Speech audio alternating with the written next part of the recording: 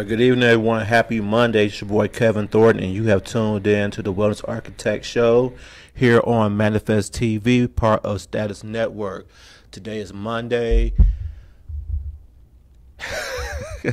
October 8th, 2018. That's an inside joke. Everybody knows I always forget the date every time I do my little special one, too. But today is Monday, October 8th, 2018. I hope everybody had a great weekend. I hope everybody had a great day off. For those who had President's Day off, we're going to have a very great show tonight. The past few weeks, I've been focusing on wellness, especially with nutrition, regarding sugar and all the other kind of stuff. And today's going to be no different. As we are going into the fourth quarter of 2018, instead of everybody waiting until January 1st of 2019 start trying to do better, let's do this last quarter to make our changes now heading into 2018. So with that, I have a special someone on the phone who's going to talk to us about wellness and nutrition. She has a business called Repo Health, which is www.repo, REPOHEALTH.net, repohealth.net. We have done Biggest Loser challenges together. She is a great instructor and all that good stuff. I want to introduce to you Miss Sharee Ashford. Hey, Sharee, how you doing? Hey, Kev, how are you? I'm excellent. Tell everybody who you are and what you do, all that good stuff. Well, as you mentioned, I'm a health and wellness coach. I founded a business called Repo Health. It's re-educating people on health. One of my big focuses and motivation in creating the business was focusing on preventing and managing chronic disease among people of color. And not waiting until we get there, but a lot of that focus is on prevention and just seeing what we can do prior to getting to that diagnosis that gives us that lifetime of management. But also, once we get to that diagnosis, what can we do in terms of management to make that journey easier? To know that that's not an end game, that relying on prescription medications is not an end game, but that there still is light at the end of the tunnel, and there are things that we can do individually to make that process and make our transition into dealing with, new diagnosis of chronic illness a little easier, and, in this emotional, the emotional ease as well as physical. Exactly. So, so Repo Health means re-educating people on health. And how'd you come up? How'd you come up with that name? Well, I will tell you, Kevin, that when I thought of the idea for this business, a lot of it was creating a position, a business that doesn't already exist, that allows me to insert myself, who I am, without changing me, into a business that I'm passionate about. And so with that, I did a lot of development of the business, my values, my mission, before I ever had a name. And so I had a book. I was writing down what was important about the business. I had my business plan, and I did everything without a name. And what I said to myself is that the name will come to me. You can play around with names, but it doesn't have that, whatever you're looking for. It doesn't have that it factor. And so I slept on it, and I woke up, and I said, re-educating people on health. Because one of those things where I feel like we all have a baseline of knowledge about health information. But the issue sometimes is the information that we have in our minds that we feel like we know, is it correct? Right. Is it accurate information? And also, does it fit our lifestyle? Does it fit what we need it to fit? And so that's why I don't focus on educating people on health, because everyone knows something about health. It's re-educating people on health. I love it. So I know you're passionate about prevention and wellness for the chronic diseases, i.e. high blood pressure, high cholesterol, diabetes, all that. So what do you recommend to the listeners and the people listening they should do to try to prevent getting those chronic diseases? A big part of prevention, I feel like, comes down, of course, like I said, to the education piece.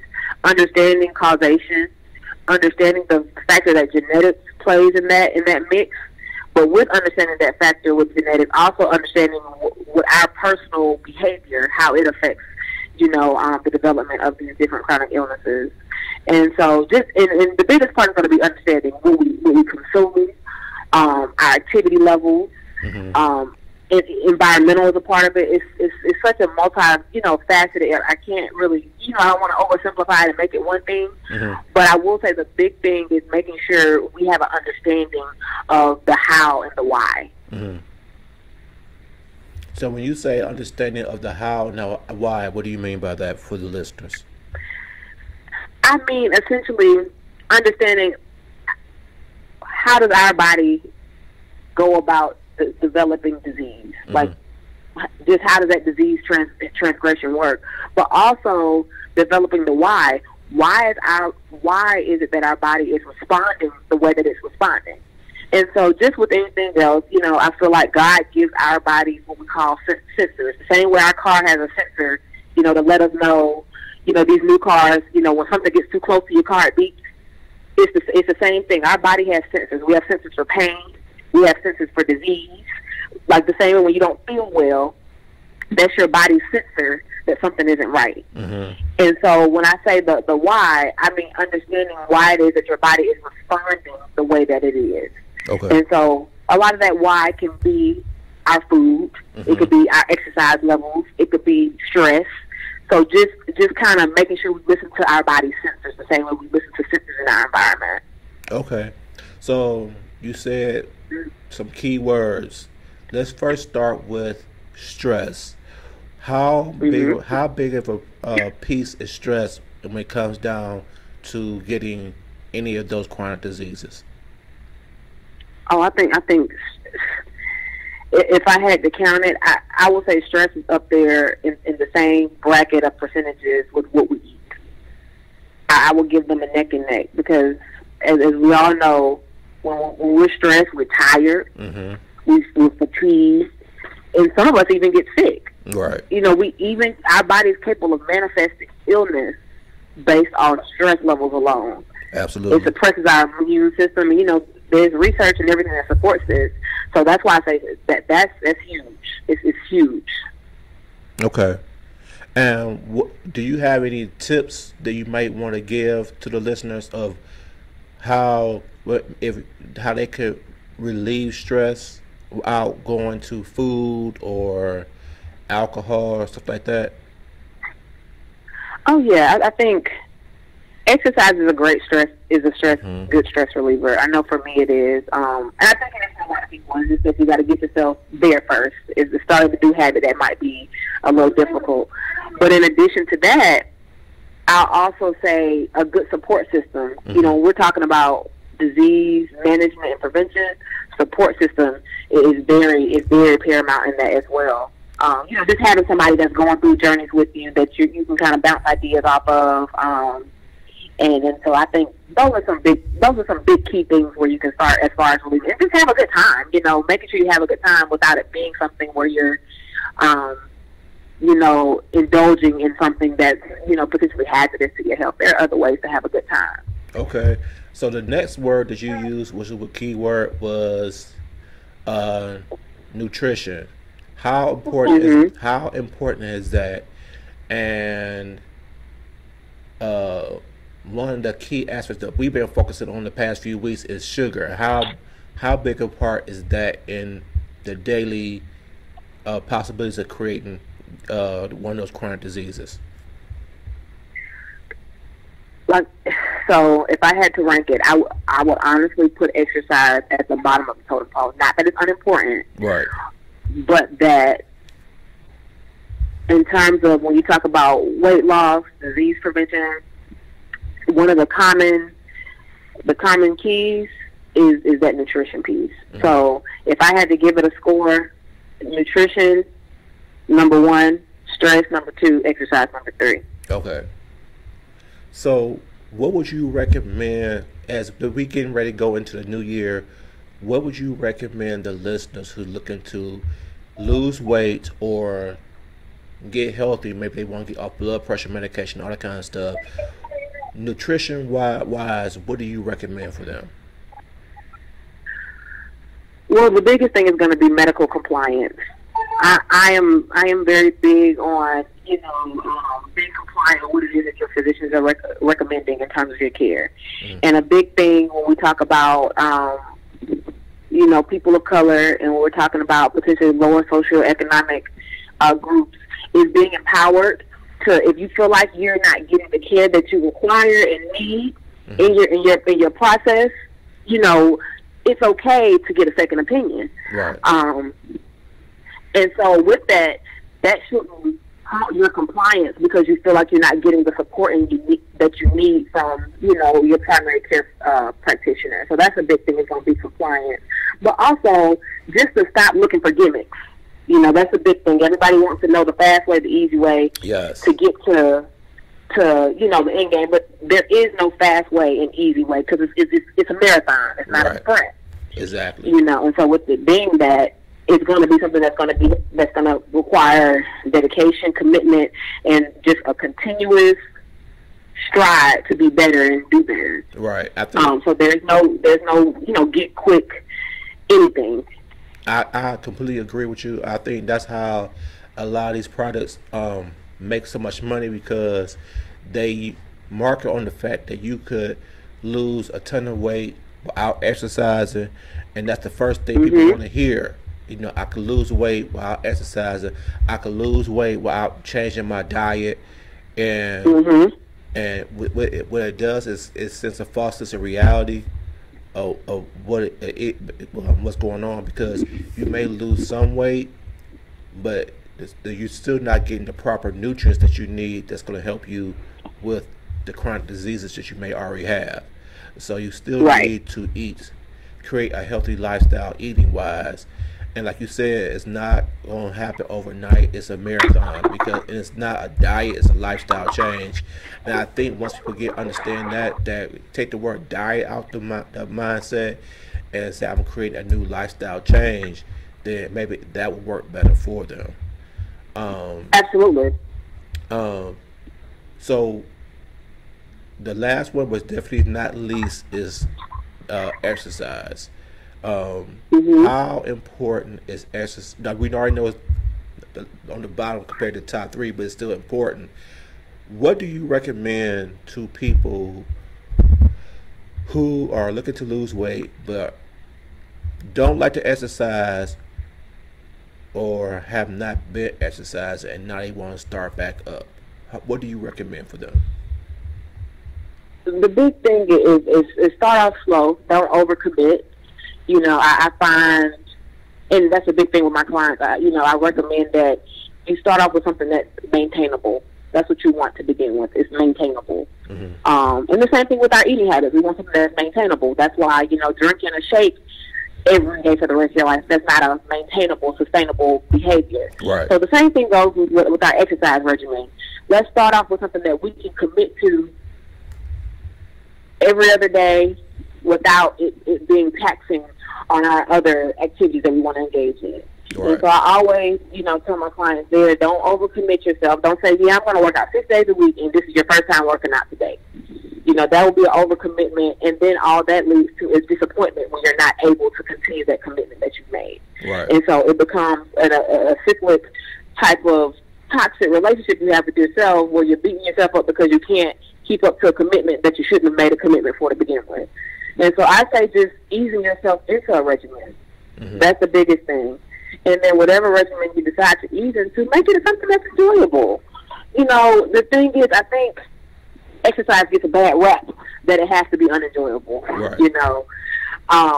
And that's not the case. If you enjoy hiking is good exercise. If you enjoy just power walking, great exercise. Power walk on an incline, something that gives you a little bit more of a, your heart rate goes a little bit faster. Right. And so I think the biggest thing is finding something that you enjoy that is sustainable long term. Good job. I like that. So, how often do you think they should start? Is it like every other day, twice a week, just to start off, or what do you recommend? So I always gauge it based on my clients. I talk to them about their schedule. I talk to them about their habits that they currently have. Now, if I have someone that is already familiar with working out, they know what activities they enjoy already, I'll put that person on a regimen for 3 days out of the week. So that's either your Monday, Wednesday, Friday, or maybe your Tuesday, Thursday, Saturday, or your Tuesday, Wednesday, Thursday. However, and that's because they're already familiar with what they enjoy. Their schedule is pretty consistent. Now, someone that might, I've had individuals that might work graveyard shift at work, and they're tired throughout the day. That creates more of a challenge when it's talking about making something that's consistent and sustainable. And so then, at that rate, I would figure out, what do you do for a living, and is there something you can incorporate during your active work hours? And so, because at the end of the day, it's one of those things where we can try our best to manipulate, human regularity, but we're not nocturnal beings. So, of course, I never think that people that work nights are ever going to get as much out of their day as someone that works days, and they're able to do, sleep in the nighttime. I just don't think we're built that way. So then, that's a different kind of case where you have to try to work that in, plug that into what they have going on already. And so I think that's a big discourager for some people. It's sometimes hard to plug into what they already have going on that has to be done. It's not an option. And so for someone that's not familiar with working out at all, I would start off with something really light, moderate. It can be, you're walking with your friends. That's your support system. They've agreed to hold you accountable. Say, hey, we're going walking every other day after work. Nothing too extreme. Right. Very nice. Good weather outside, and then you have that companionship to where it doesn't feel like you're exercising. Right. So it just depends on the client, definitely. But so there's a fitting for everybody. Okay. So another thing I believe too, another key word is emotional. How important is dealing with your emotions play a part when it comes down to creating optimal health and wellness? It's big. It's big. We're emotional beings, and anyone that tries to debate otherwise, is not looking at human beings fully. We're emotional creatures, all of us are.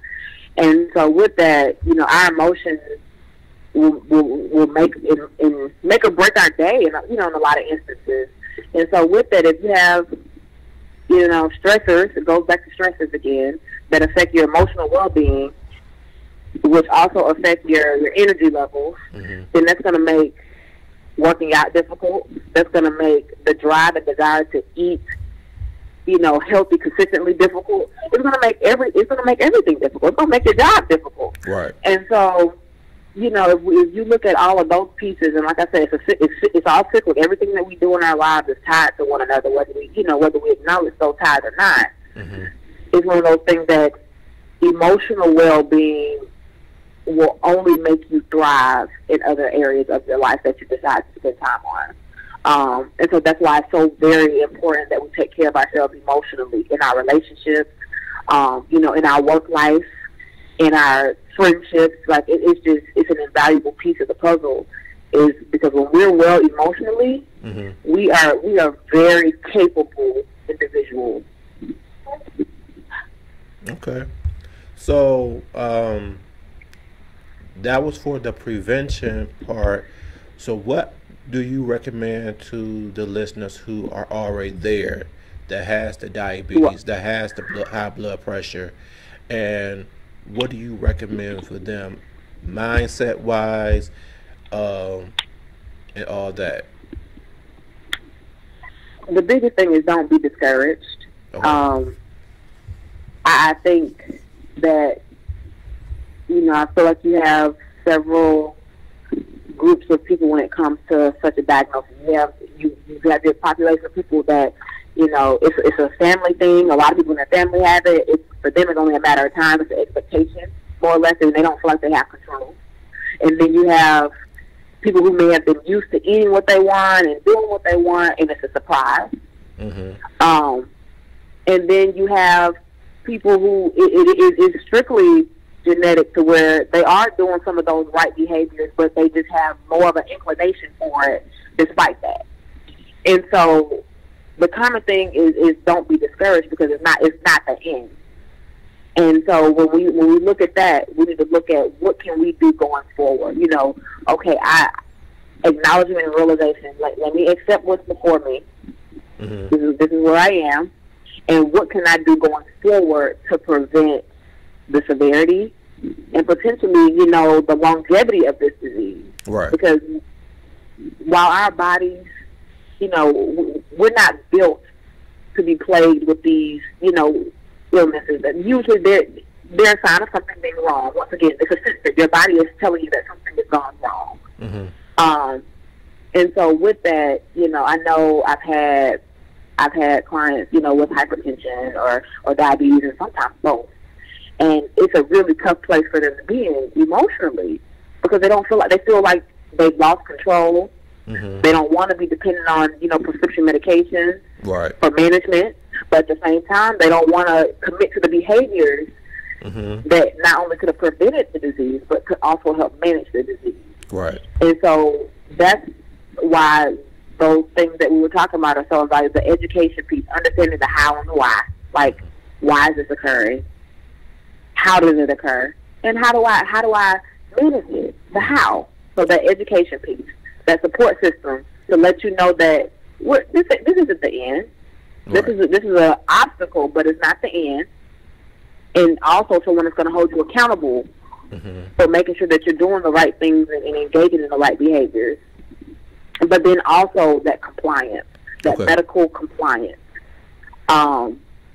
You know, just because you've got a diagnosis is not the green light to do what you want to do, how you want to do it, because I already got it. Right. That's not a green light, you know. So understanding that, as I said, feeling empowered to, if you feel like your specialist that you're seeing is not giving you the care that you feel like you deserve and require to manage your illness, or that will help you manage your illness, find a new provider. And I think that's one thing that, you know, like I said, people of color, sometimes we feel disempowered because we feel unsure, we're uncertain, we don't know.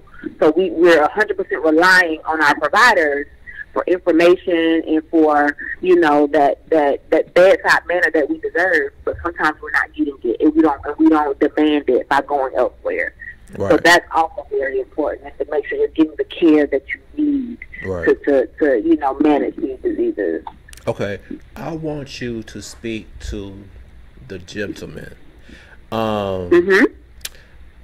We all know that, you know, when men get diagnosed with high blood pressure and or diabetes, the medication has side effects, and one of the side effects tend to be erectile dysfunction. And so then therefore a lot of men then chooses not to take the medication in order to still be able to perform sexually. What do you say to those men that's putting their health at risk for that? I say this, and this is honestly, this goes for anybody that has a family, that has people that care about them, that have people they care about. Are you in it for the long game or the short game? Right. And I say that to mean, at some point, somewhere, we all have to make a personal commitment that requires personal accountability. And so, even if you make a personal commitment for the short term to take your prescribed medication, hopefully that you have a supportive partner that understands the journey that you are on, that they're on it with you. Again, support system, very important. Someone that's not making you feel less than because of what you're dealing with and how it affects you all's relationship. But also the personal accountability that says, so I look at it like this. I've had clients where they've gone through the measures, they've done what they were hardcore kicking butt. And that diagnosis of diabetes has changed based on lifestyle changes. And so with that burst of effort, that short-term burst of effort to create that new lifestyle has created a new long-term gain for her. And so, to me, this is no different. If you're going to have to commit somewhere. You commit to taking prescription medicines for the rest of your life, or you commit to changing your life. to where these side effects and all of these things that come with it will no longer be a factor. But you got to commit to something. Exactly. Or else you're not going to be there for the people that you care about and that care about you. Mm-hmm. And so that's why I say, you know, there's no gimmick, there's no easy way out. You know, sometimes that's just you know, it's one of those things, you pat them on the back and punch them in the stomach at the same time. You be gentle, but you got to tell people the truth. Right. At some point, it's going to take you doing something differently than what you've been doing, something you've never done before. And sometimes it's going to be uncomfortable, and that's fine too. Mm-hmm. But that's why it's important to have that support system, to have that practitioner that's on your side, to have, you know, the stressors that are not creating additional problems. That's why it's important to have kind of essentially a holistic, you know, life, mm-hmm. to where you're not consumed by, you know, being afflicted with the illness, you know. Okay. So I know Repo Health have several different things going on. So what's you got going on right now that you want everybody to know? Well, this is year 4. I started Repo Health back in 2014. Mm-hmm. And so right now I'm focused on making, and I say more of a transition, but more of an extension, to focus on clinical services, mm-hmm. as well as, you know, the health education piece, because traditionally Repo Health has been focused on the health education and physical training. Mm-hmm. And so now it's one of those things where when I talk about that supportive provider that's making sure that, you know, you're getting the services you need with the compassion that you need to receive, I want to incorporate all of that under one umbrella. Mm-hmm.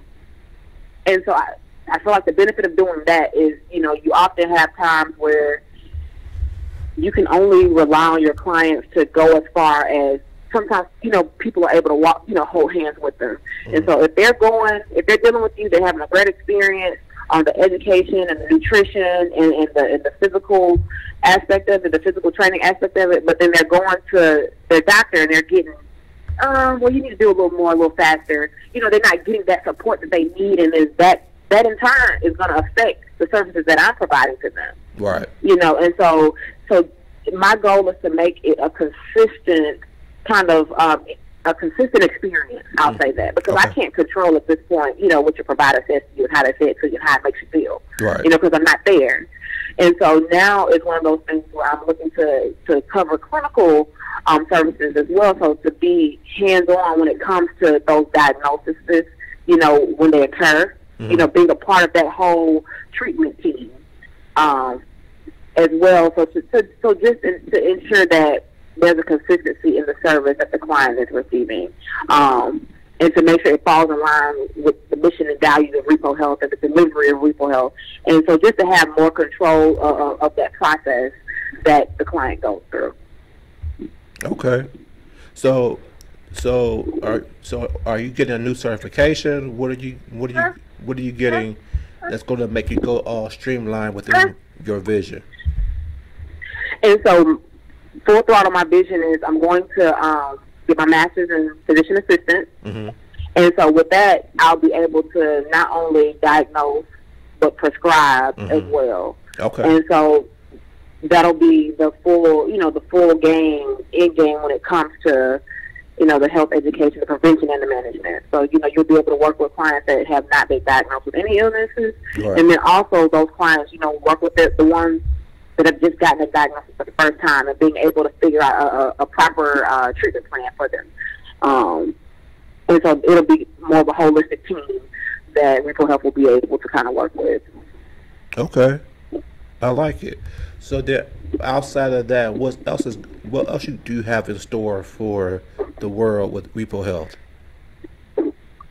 Those are my biggest things now. It's a matter of juggling that and having a 15-month-old at the same time, mm-hmm. you know, and so being a mom versus managing a business and being a partner.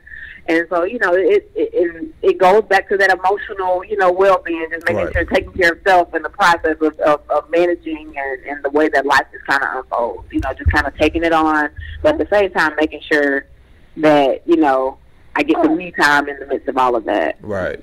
So if someone wanted to reach you and, you know, reach out to you about any questions or possibly working with you, how do they reach you? I will say the best way to reach me is via email. Is contact@repohealth.net. And then also the website www.repohealth.net. It has a message board. It has direct linkages to my email, and so that's the best way to reach me. Okay. If anyone has any questions or anything related to services, I'm also on Instagram. It's Repo Health, REPO Health, HEALTH. And so that just kind of takes you through my journey, you know, being a new mom, and getting myself back together emotionally and physically as well. And I feel like it could be an inspiration for people that, you know, have gone through those transitions, and specifically, you know, women for sure, that feel like, you know, they can't get it back together after having a child. Right. So let's talk about that, because I think sometimes with social media and everything, it's a false reality of you know you having a child and you losing the weight quickly. You know, you know, I think people looked at, you know, especially like somebody like Beyonce, who when she had her first child, she lost all her weight within like 2 or 3 months. But now she's, in hindsight 2020, she said that if she would did it all over again, she wouldn't did it that way. You know, she wants to take it, you know, a slower route and just enjoy the journey of, you know, enjoying the kids, and then eventually getting down to the weight that she wants to get to, but not making it a stressor. I think sometimes, you know, I guess not even with celebrities, with people in general, we get the stress of what other people think about us and how we should look. So with you being a mother, new mother, and someone who's always been in great shape, can you explain to the women out there who's looking to, you know, lose that weight? Because I hear people say, you know what, Cap, I'm going to lose weight. I want to lose 20 pounds. It's the 20 pounds I've been trying to lose for 9 years since I had my child. What do you tell those women? Well, I'm going to start out by being real. It's tough. It's tough. You know, being, whether it's a first-time mom or you know, you have, you know, other children, it's tough. Adjusting to the schedule with the newborn is difficult. No matter what, and that's even if you have help, and that's, you know, for mothers that don't have help. And so with that, the biggest thing is you have to take off the pressure, because once again, here we go back to stress. Stress also is conducive to weight gain. And so it's counterproductive to you know, have that level of stress in conjunction with, you know, the monumental body change that pregnancy and post-pregnancy brings on. And so first, just kind of, honestly for me, I think it's very important for a new mom to stay off social media. Because as you said, it is a false reality. And even, I think as adults, we think we're above peer pressure, we think we're above the influence, but our psyche is so advanced that while we think that we're okay, it comes up in other insecurities and manifests itself in other ways that we don't know are attached to things that we have seen or heard. And so the first thing I will say is first take time to enjoy your new creation, because that, you know, that's what, you created a whole person, and that's a big deal, you know. And I think we become desensitized to the fact that's a big deal. And so take that pressure off and enjoy your time with your family, with your child. And so with that, also, you know, determine what your schedule will allow. That was a big thing for me.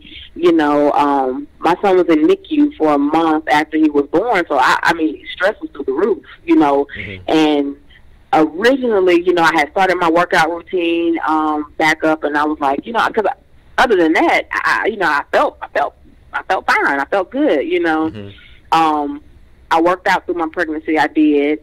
But, you know, after he had surgery and everything, that stress level was through the roof, and that was the furthest thing from my mind, I'll be honest. And so with that, I had a little bit of a delay in terms of starting, because, you know, after he got home, it was a matter of now adjusting. You know, I was a month behind in adjusting to this new schedule that I had. And so with that, you have to be patient with yourself, and you have to, again, have that support system that allows you and encourages you to be patient with yourself, that is willing to help you. If you need that pep talk, that's what you need, and they're giving you that pep talk that you need. But the biggest thing is determine what kind of schedule that you have to be able to facilitate kind of jumping back in. I know my breastfeeding moms is very difficult because it's like between there it seems like you have very little time. But I would also recommend starting with something that the baby can be incorporated in, so you don't feel like it. Because I think for a lot of new moms, that time away can be taxing. It's like you need the break, but you don't want the break. And so if you can find an activity, whether it's going for a walk or anything, or the mommy and me classes, they have baby and mommy classes. If it's a matter of doing that, find something to where you can incorporate the baby to where you feel like you're still being a caregiver, but you're still being able to care for yourself.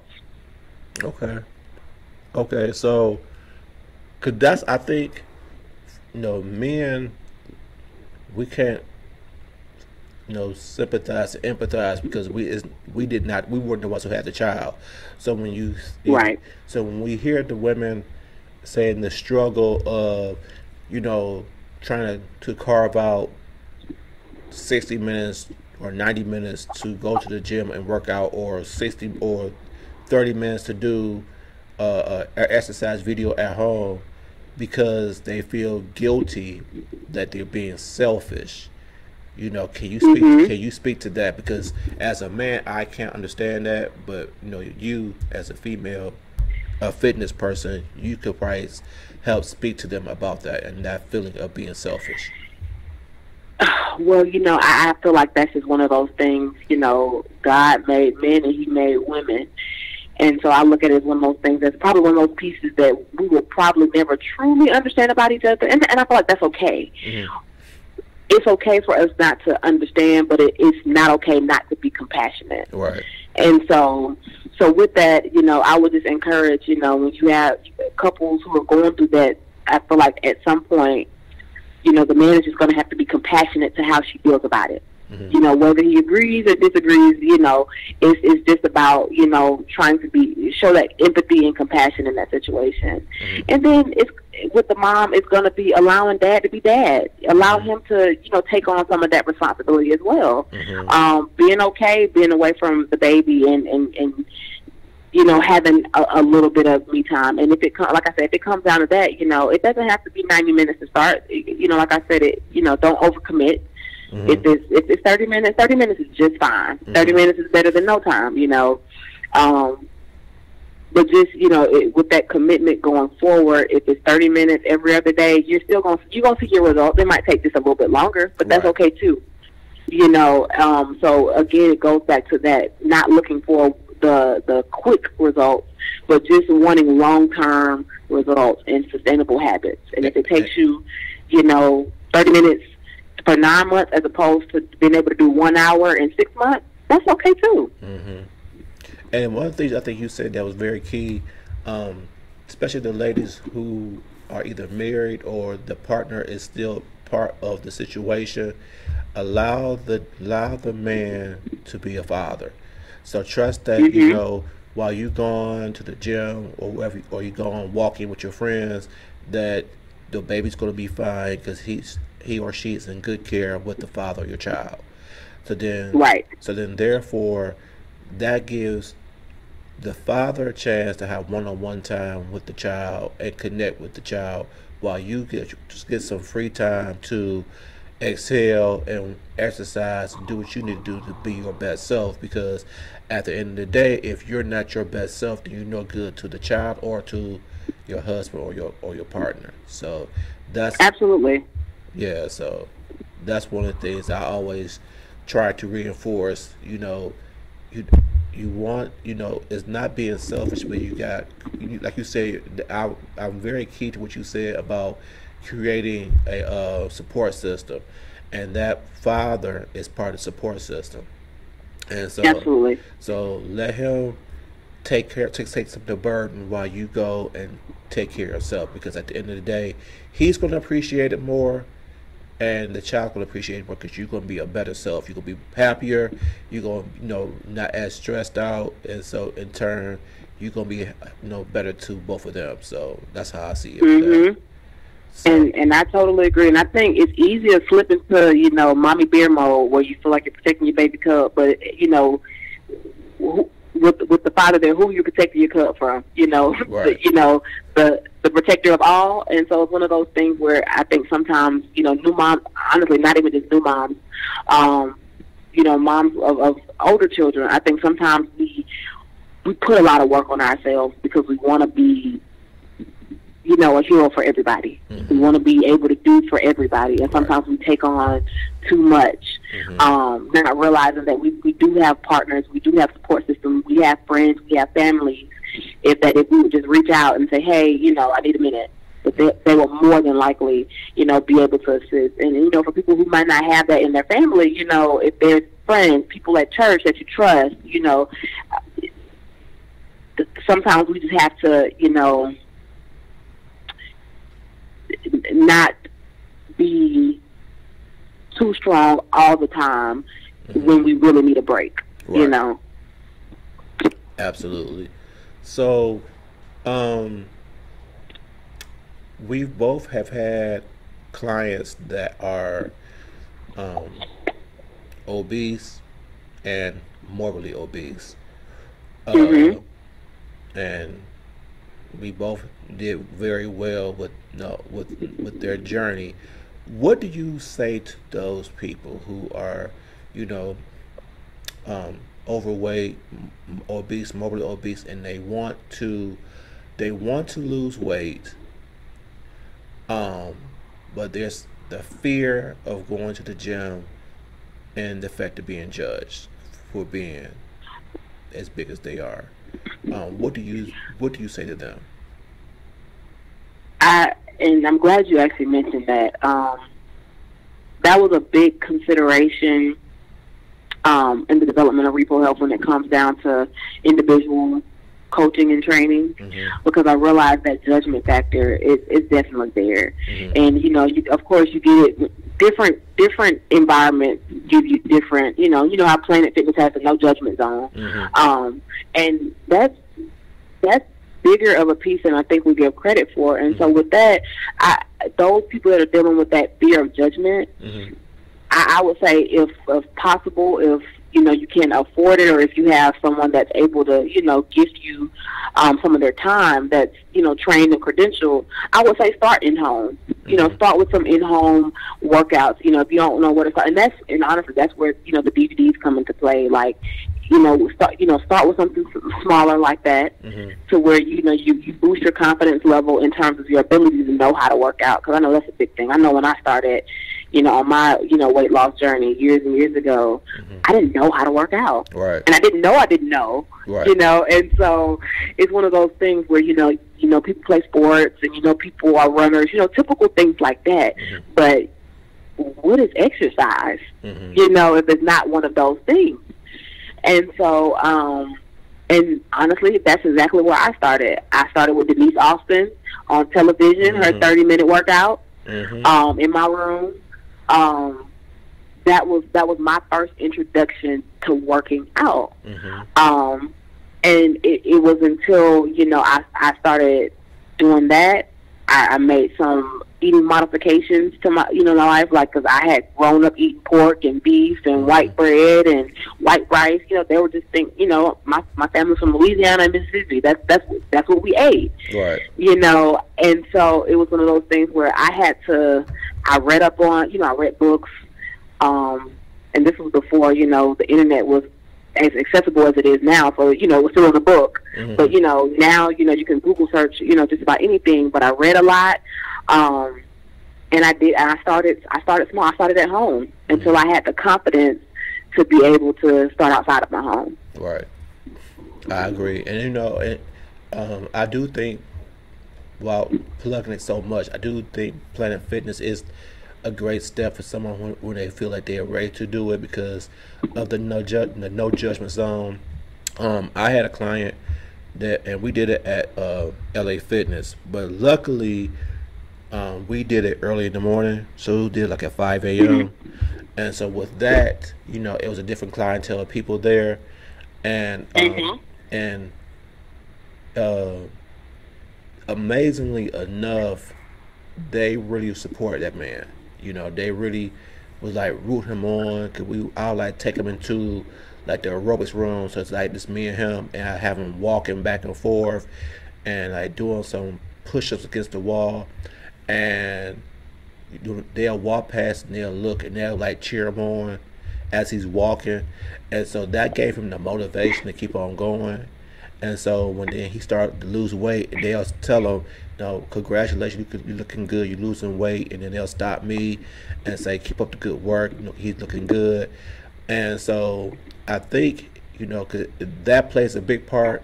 That when people start to reinforce the affirmation that Hmm. you're doing good, it makes them feel better about themselves, and then it makes them try to push harder. And so, Oh yes, absolutely. yeah, and so, and one of the reasons why I know that's something that was big to you is because the fact is that African Americans is the most overweight race there is, and so I know that's a passion for you and for me to help our race uh, lose the weight and get healthy.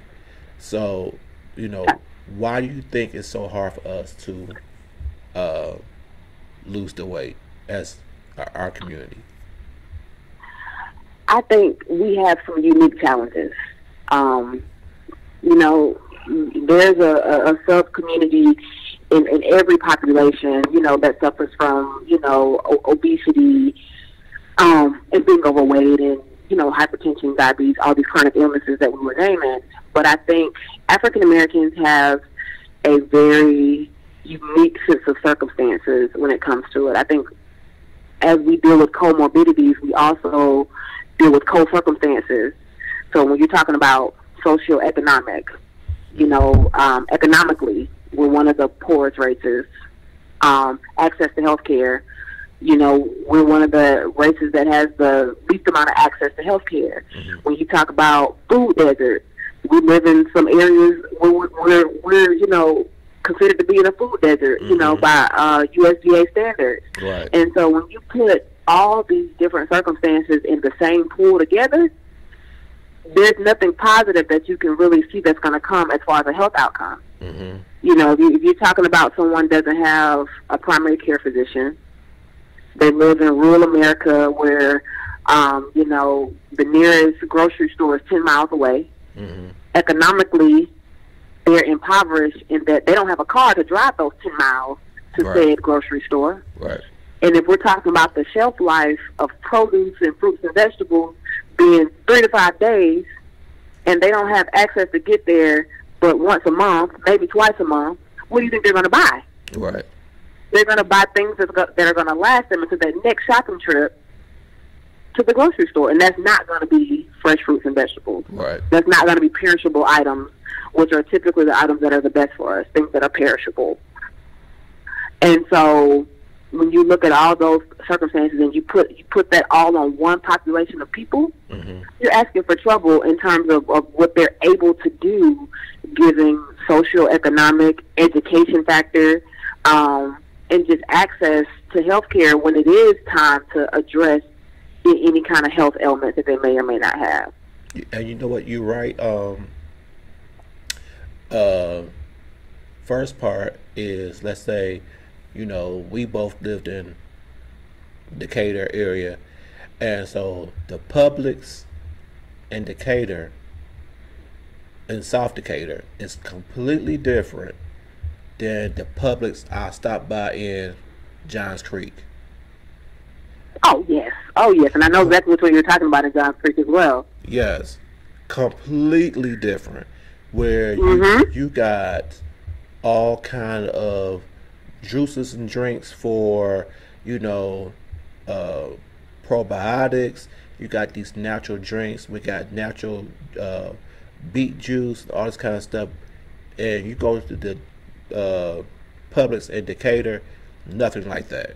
You know what I'm saying? Oh, absolutely not. And then Absolutely not. you have just that Publix, or you may have a Kroger over there in that area.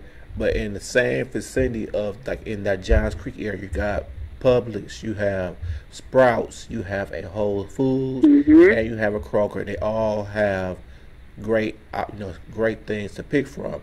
Well, like you said, it's just a limited, limited, at in our area, and Right. then that's not the same amount of healthy stuff that you can pick from. And then when you ask them, well, why do this Kroger and this Publix have all this, but we don't have it?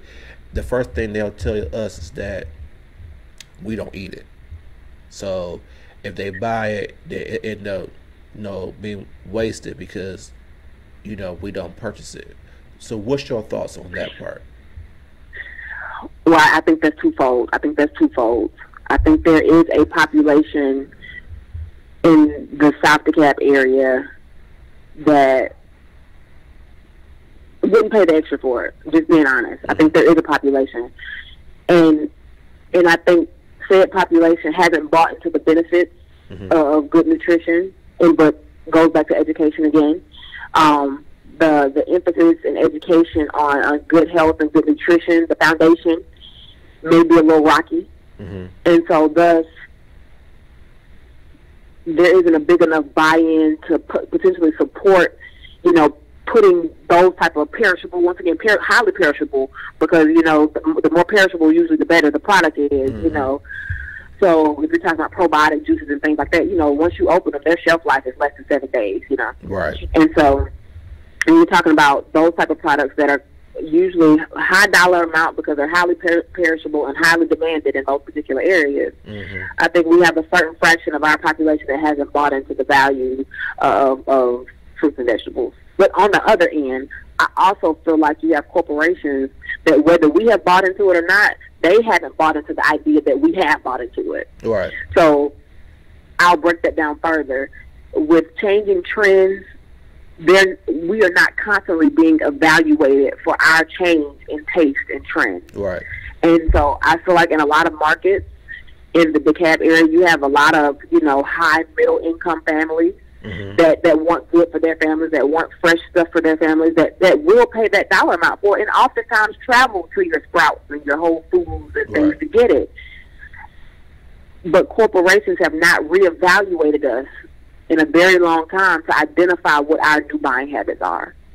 And so, we see all the time that we have a huge control of the dollar as African American people, in a monumental way.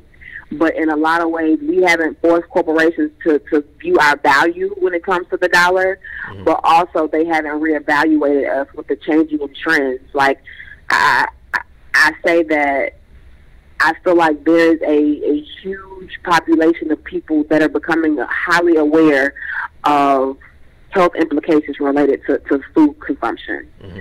And so with that, we aren't being given that credit for becoming aware of that and wanting better for ourselves and our families. Like, we haven't been reevaluated properly to say that, okay, yeah, that'll work in this area. They will buy this.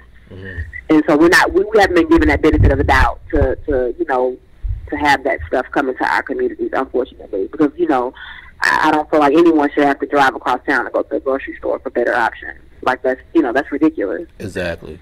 So, another thing that you said, with the social, socioeconomic situation going on with some of the people in our community, they have to make a conscious choice whether to, eat healthy or buy something that is not healthy but is cheaper for them.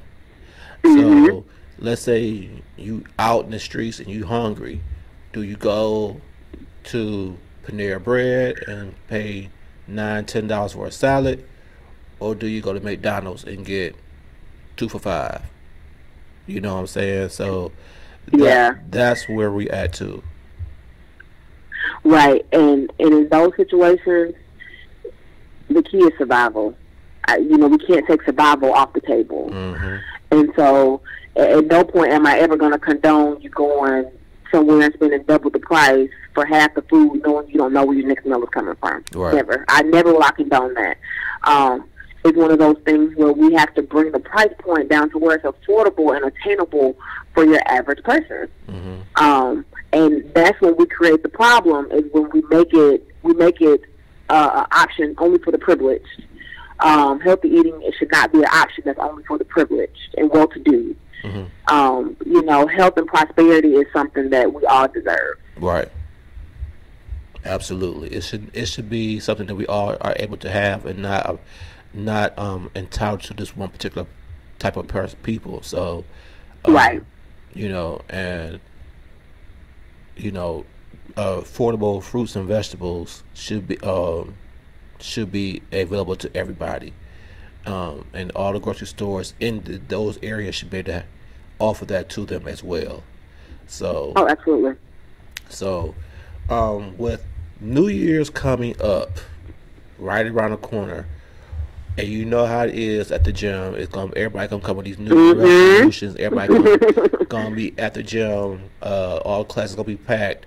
What do you recommend they do now instead of waiting until January 1st? What do you recommend they should start doing now?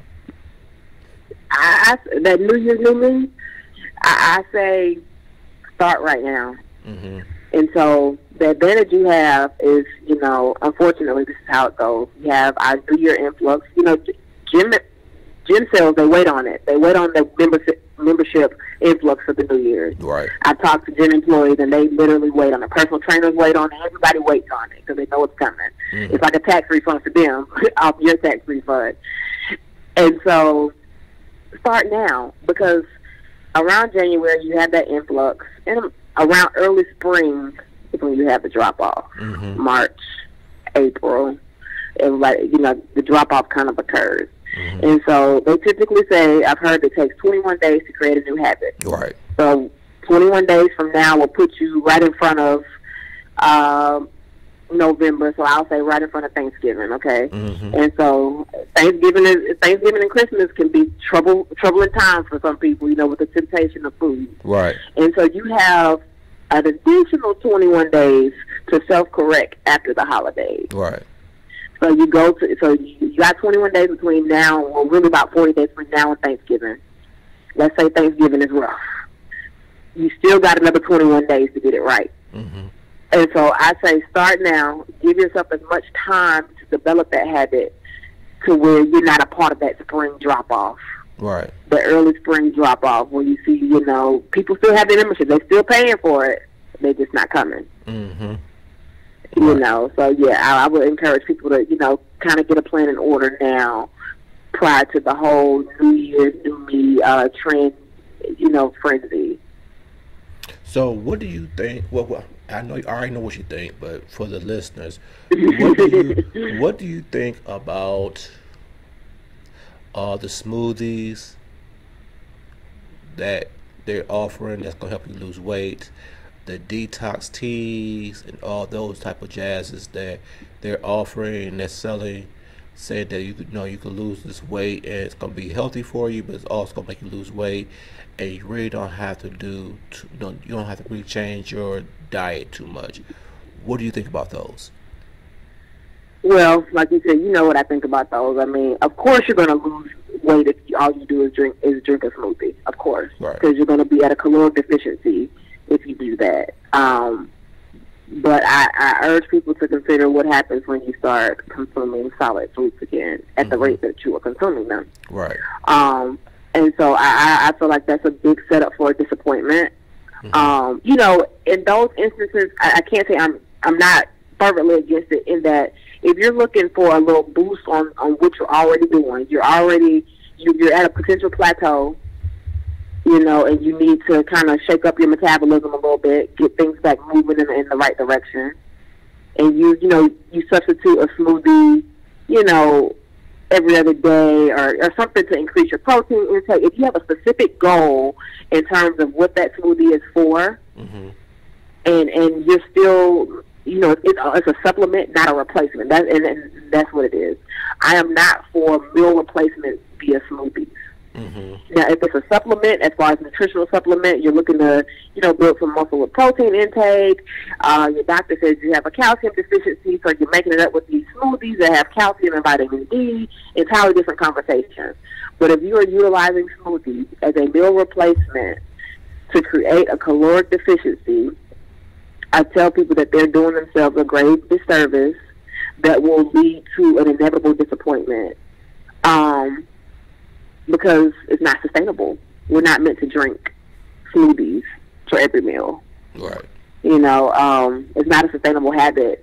And I would urge people not to get into that cycle of starting unsustainable habits and creating disappointment that will make it hard to kind of re-enter the whole, health and wellness arena, for your life. Mm-hmm. And see, they play on keywords that's like triggers that help you that would help you think that you're doing something good. So like they might say it's a detox tea, but because that's the detox is like the new it word, but a detox pretty much is like a cleanse. It's supposed to cleanse you out, and you're supposed to use it as a way to give your body a rest. But you giving your body rest by eating fruits and vegetables, so you still getting the nutrition. Right. You still getting the nutrition that you need, while you're not overworking your organs during that time frame. But to drink a bunch of teas, you're not getting the nutritional value that you need while you're trying to cleanse your system. So you may drop some pounds, but you're not your body's being deficient in the nutritional value during that time as well, and so that's what you got to understand. And I think that's when they don't understand a lot of times too. But it was something that I wanted to ask you too, because we talk a lot about protein, and protein is needed, especially if you're trying to build muscle and all that kind of stuff. But sometimes what people don't realize, we overindulge in protein, and we're deficient in fiber. Can you please speak to that? So I did read a study that say Americans overconsume protein. I have read a study on that, and so it's one of those things. I think it's part of marketing. People hear protein and they think of muscle gain as opposed to weight gain. And while protein is fundamental for that, it is. But also just kind of tying it back to the detox aspect, fiber is a part of that as well. And so I'm trying to think, what do I think the information deficiency is with that? I think it may be an undervaluation of the value of fiber, but also where fiber is found. I think everyone thinks fiber, I think oatmeal. That's it. But spinach has fiber. Apples have a lot of fiber. Pears, yeah. And so I think it's one of those things where we're so used to seeing certain words attached to certain things all the time that now that's the only image we see when we hear the word. And even when we talk about protein, like the image that is attached to protein generally is what? Animal meat, right? Yep. But protein could be in lima beans, butter beans, black eyed peas, this whole legume family, hummus. Yep. Quinoa. Where we can find protein. Quinoa, absolutely.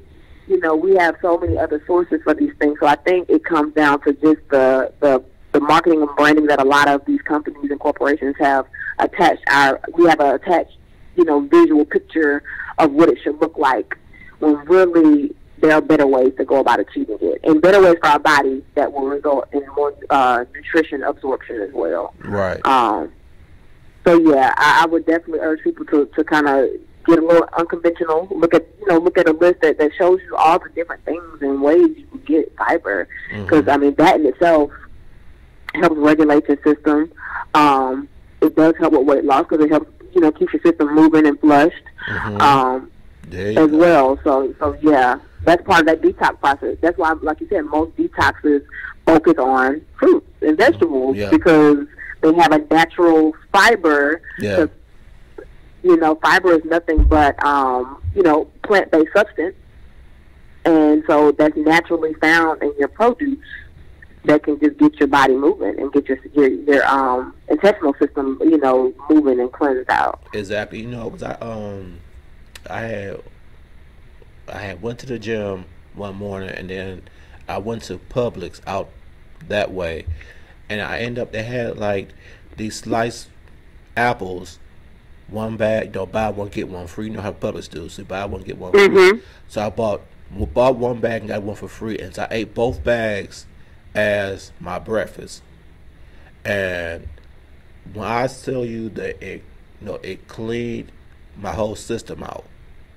And so, like you said, I think a lot of times when it comes down to fiber, everybody thinks about oatmeal, and it's other ways you can get fiber in, and you can still enjoy it and still get the fiber in that you need. Because the reality is that we are deficient in fiber. A lot of people don't like vegetables, so a lot of people are more of a meat eaters, meat and potatoes type of people. So they get the protein in, but they don't get the fiber in. So then, therefore, that's why 75% of us are constipated, because we don't get the fiber in our system that we need to. And so it's really important. Exactly. And so we really it's really important to stress, you know, the need to get the fruit and vegetables into your system, and have a well balanced, like you said before, a well balanced diet. You know, a diet where you can have enough protein to help build the muscles that you want to build, but also enough vegetables and fiber that you need to help keep your body moving at the same time. Absolutely. So, absolutely. So how long is for you going to be a physical physician assistant? How long is the program? Yeah. So it's a 2-year program. 1 year didactic phase, and then 1 year clinicals, and then it'll be graduation after that. Okay. So for your services, for people who might want to know, is everything in person, or do you do like online coaching and all that? Yes, I've done both. I know it again depends on the client. I know typically people prefer that human touch, that one-on-one, and that's been the primary part of my services has been in-person facilitation. But of course, you know, with technology changing, people's busy schedules changing, you know, you have a lot of unique needs and demands when it comes to this health and wellness aspect. You know, sometimes people just need, you know, 30 minutes of time that they don't have time to drive to and from, you know. And then so that's what makes that personal touch is kind of, you know, whenever I sit down with a client, I have them fill out a questionnaire. And a part of that questionnaire, it asks some of those questions about preferences, scheduling, and a big, like, number one question is, what is your goal? What is your goal? What are you looking to achieve by you know, this engagement? And so when I get that answer, I'm able to determine a lot about my client and kind of what kind of services and everything, you know, that will be best catered to them. Because every time I meet with a client and they fill out that questionnaire, you know, we don't make decisions on the spot. I take that questionnaire home with me, and I study that questionnaire, and I look for a lot of key things, you know, in terms of the different kind of answers they, you know, have given to certain questions. And I kind of can get an idea of where they are on their journey. Right. And so the biggest part is you have to meet people where they are. You know, they can't go any faster than where they are. And so that's what makes the service unique. It's not a one-size-fits-all. At no point is it ever that, because, you know, that's how you leave people behind, is when you make things a one-size-fits-all, when, you know, someone might need something that's a little bit more catered. Okay. So I want to ask you about this. It's something called Eat Right for Your Blood Type. Have you ever heard of that? I have heard about it. So what's your thoughts on it? Have you checked it So too?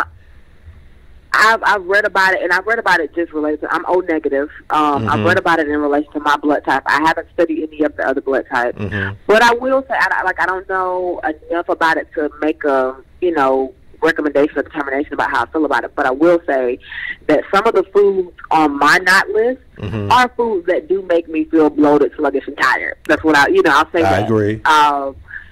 And so I haven't surveyed enough people to kind of get their feedback on their list, your A and your AB or your B blood type, to know if it's consistent across. But I will say, for what I've read about my own, there are certain foods that I've always felt like, oh, why does this make me feel like this? Right.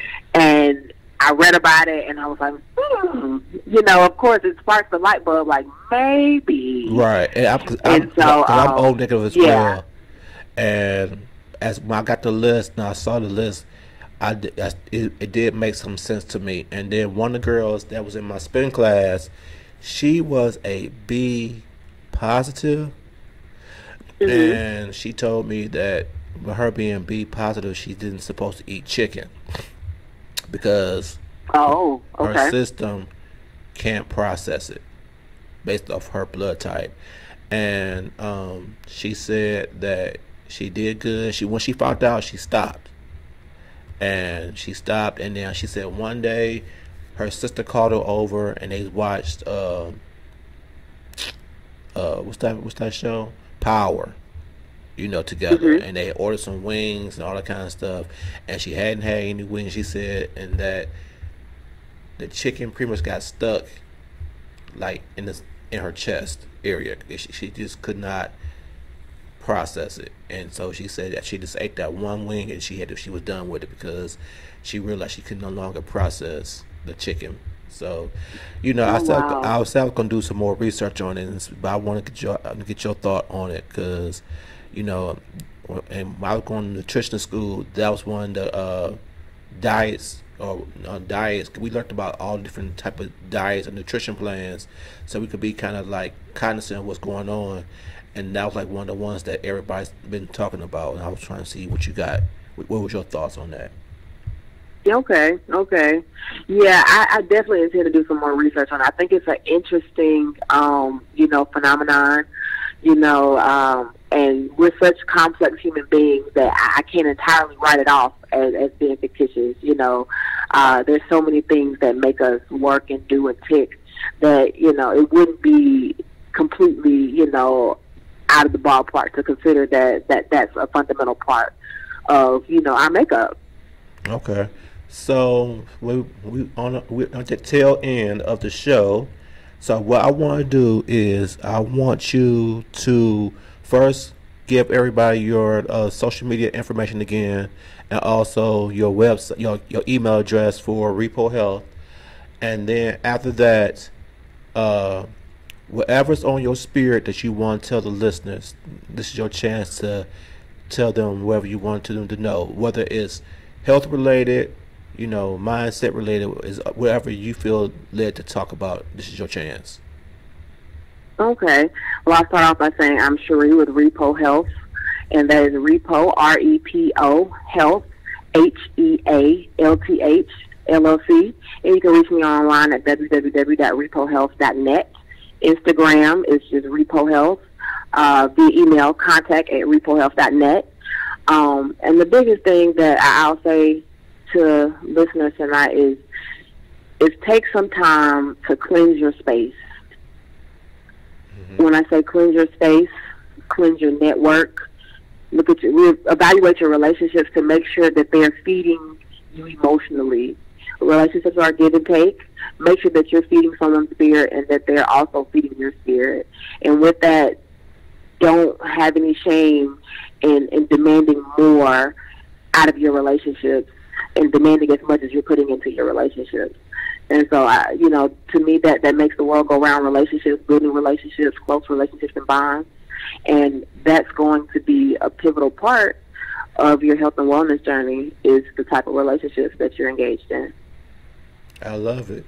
Thank you so much, Sharee, for being a guest on my show. It's been a long time coming. Keep up the great. It has. Thank you. Keep up the great work with Repo Health, and I look forward to our connection this spring as we look into doing another Biggest Loser. So I look forward to it, and good luck in your program for PA assistant. Thank you, Kevin. I appreciate it. It was good catching up with you. I appreciate it. I'll talk to Have you a good soon. You night. too. Bye bye. Okay, bye bye. All right, y'all. That was Sharee Ashford from Repo Health. I'm talking about health and wellness. So once again, reach out to her if you have any questions. If you have any questions for me regarding health and wellness, even in life coaching, you can reach out to me at Facebook is Kevin Thornton, or you can go to my business pages, which is The Wellness Architect. On Instagram, it's at The Wellness Architect, or you could email me at kevint211@hotmail.com. I do still do the 7, 14, and 30-day detox programs. So if you're ready to start to lose weight and prepare yourself for the new year, this is a great time to do so. Also, I still am selling my book, The 20 Beautiful Men, so you can do that as well. So you can hit me on social media, and I can send you that as well. But once again, as we go into the fourth quarter, this is your chance to create your greatness now. Don't wait until the first of the year to be like everybody else. Start now to create the best version of yourself, mind, body, and spirit. And like Sharee said, when you do a cleanse or a detox, you're not just detoxing your body of the foods that's not good for you, but you also need to detox your spirit of any negative images and negative music that's feeding your spirit, that is going to prevent you from being your best self. Also, cleansing yourself from people who are no longer aligned with who you are and what you're trying to be. All that need to be detoxed, and all that need to be cleansed out at the same time. So with that being said, this is your boy Kevin Thornton tuning in with the Wellness Architect Show, saying be good, be great, be authentic, and we are out. Peace.